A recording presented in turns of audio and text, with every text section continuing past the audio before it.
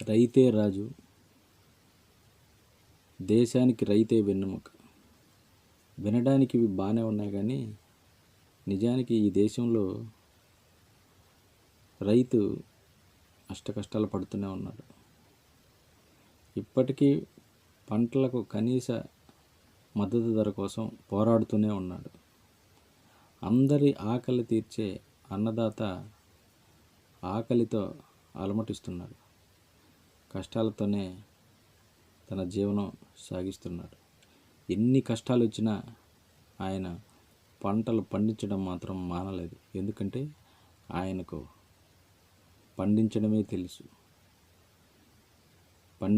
తెలుసు. పండిన ధాన్యాన్ని 10 మందికి పంచడమే తెలుసు. అలాంటి అన్నదాతను మనం ఈరోజు గౌరవించుకోవడం మానేసి అవమానించడం జరుగుతుంది. ఇప్పుడు ఇదంతా ఎందుకు చెప్పాల్సి వస్తుందంటే, బెంగళూరులోని రాజాజీ నగర్లో ఒక భారీ మాల్ ఉంది. దాని పేరు జీటీ మాల్. నాగరాజ్ అనే వ్యక్తి తన తండ్రిని తీసుకుని జీటీ మాల్కు వచ్చాడు. అయితే నాగరాజ తండ్రి ధోతి ధరించి ఉండడంతో ఈ బట్టలు తీసేసి ప్యాంటు షర్ట్ వేసుకొస్తేనే మాల్ లేకొస్తామని చెప్పి మాల్ సిబ్బంది ఆయన్ను లోపలికి రానివ్వలేదు. ఇంతకంటే అవమానం ఈ దేశంలో రైతుకు ఏం జరగాలో ఒక్కసారి ఆలోచించాలి. ఎందుకంటే ఈ దేశంలో ఈ ప్రపంచంలో చాలా విలువైన వస్తువులు ఉండొచ్చు. బంగారం కావచ్చు, వెండి కావచ్చు, ప్లాటినం కావచ్చు, ఎక్సెట్రా ఎక్సెట్రా ఏదైనా కావచ్చు. వీటికంటే విలువైంది ప్రతి ఒక్కరికి అది ఎంతో విలువైంది. అదేంటో తెలుసా? ఆకలి. అంత విలువైన ఆకలిని తీర్చే దేవుడు అన్నదాత, అంటే రైతు. నిజంగా రైతు మనకు దేవుడు. ఎందుకంటే రైతు అనేవాడు లేకపోతే మనం తినలేము. తినకపోతే తెలుసు కదా, 1 రోజు, 2 రోజులు, 3 రోజులు, ఆ తర్వాత మనిషి చనిపోవాల్సింది. ఆకలి అంత భయంకరమైనది.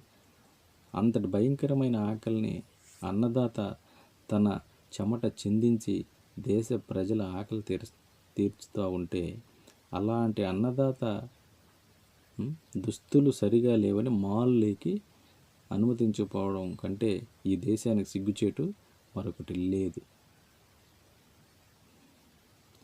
నువ్వు ఎంత ఎత్తుకైనా ఎదిగిండొచ్చు, నువ్వు ఎంతైనా సంపాదించుండొచ్చు, బంగారు ప్లేట్లో కూడా అన్నం తినచ్చు, బంగారు ప్లేట్లో తినచ్చు, కానీ బంగారాన్ని మాత్రం తినలేవు. ఆ విషయం ప్రతి ఒక్కరూ తెలుసుకోవాల్సిన అవసరం ఉంది. ఇడ్లీ తినచ్చు, దోశ తినచ్చు, పూరి తినచ్చు, చపాతీ తినచ్చు, పరోటా తినచ్చు. నార్త్ ఇండియాలో రోటీ, పుల్కా, చపాతీలు ఏవైనా కావచ్చు, సౌత్ ఇండియాలో ఫుడ్ కావచ్చు, ఏదైనా కావచ్చు. ఖచ్చితంగా రైతు చెమట చిందిస్తేనే ఈ పంటలు పండుతాయి, మన కడుపులు నిండుతాయి. అలాంటి రైతును బట్టలు ఇవి సరిలేవని చెప్పి మాల్ లేక అనుమతించకపోవడం అంటే చాలా దురదృష్టకరం. మన అన్నపూర్ణ అయిన మన దేశంలో ఇలాంటి జరగడం మనందరికీ అవమానమే. దయచేసి మిత్రులారా, రైతును కాపాడుకుందాం, రైతును గౌరవించుకుందాం. కనిపించని దేవుణ్ణి పూజించడం కాదు. నిజంగా మనకందరికీ అన్నం పెట్టే అన్నదాతే నిజమైన దేవుడు. ఆ దేవుణ్ణి గౌరవించుకుందాం, స్మరించుకుందాం, కాపాడుకుందాం. వీలైతే సాయం చేద్దాం. సాయం చేయకపోతే కనీసం అవమానించకుండా ఉంటే చాలు. తప్పకుండా ప్రజలందరికీ, ముఖ్యంగా నగర ప్రజలందరికీ ఒక విన్నపం, అదే రైతును గౌరవించుకుందాం. దయచేసి ఎక్కడ రైతును అవమానపరచొద్దండి. ఎందుకంటే మనందరం రైతు కుటుంబాల నుండి వచ్చిన వాళ్ళమే. మనం ఈరోజు పట్టణాల్లో పని చేసుకుంటూ ఉండొచ్చు, ఏదో ఉద్యోగం చేసుకుండొచ్చు, ఏదో పని చేసుకుంటూ ఉండొచ్చు. కానీ మన తండ్రులు, మన తాతలు, వాళ్ళ తాతలు ఖచ్చితంగా అందరూ పల్లెల నుంచి వచ్చి పట్టణాల్లో, నగరాల్లో స్థిరపడ్డవారే. ఆకలితో మొదలైన మనిషి జీవితం, మానవుని జీవితం ఆకలి నుంచి మొదలై వేట నుంచి వ్యవసాయం, అక్కడి నుంచి జీవనం ప్రారంభమైంది. దయచేసి ఆ విషయాన్ని మర్చిపోవద్దండి. మనకు కావచ్చు, మన పిల్లలకు కావచ్చు, ప్రతి ఒక్కరికి రైతు గొప్పదనం తెలియజేయండి. రైతును ఎప్పుడూ గౌరవిద్దాం.